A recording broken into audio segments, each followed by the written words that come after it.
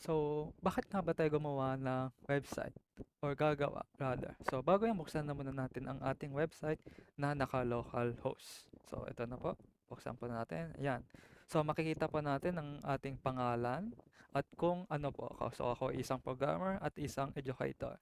Ito, makikita po natin ang kaya kong lengguwahe sa programming, ang aking natapos na kurso po, saka ang aking educational background po. So, dito ba natin makikita ang ating overall attainment sa ating sarili. So makita natin naka-locals po tayo at ito po pinutin pa natin learn more. So dito pa natin makikita more on about me. So dito natin makikita ang introduction natin sa sarili at ang mga kakayahan natin dito.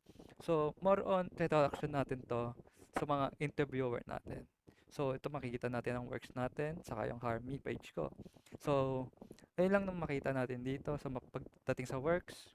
Ito, dito natin makikita ang ating ginawa.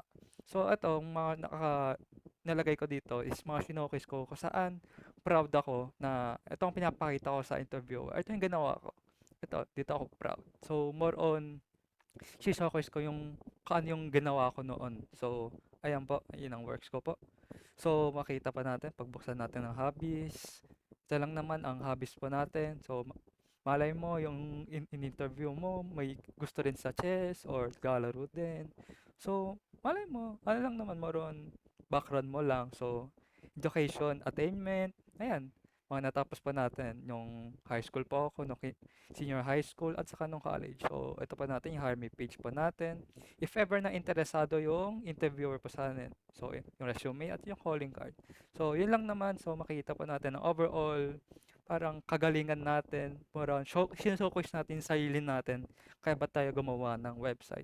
Parang more on resume, but rather more on website, kung saan nandoon na lahat. Introduction, yung educational attainment, kaya tayo gumawa ng website. So, ayun po, yung Harmy, if ever na interesado yung interviewer, pupunta lang siya dyan po. So, yun lang naman, bakit tayo gumawa ng website, more on, ano lang talaga siya. Pinapakita mo ang iyong sarili. More on, binabenta mo. More on, you know, yung resume rather. So, yun lang naman.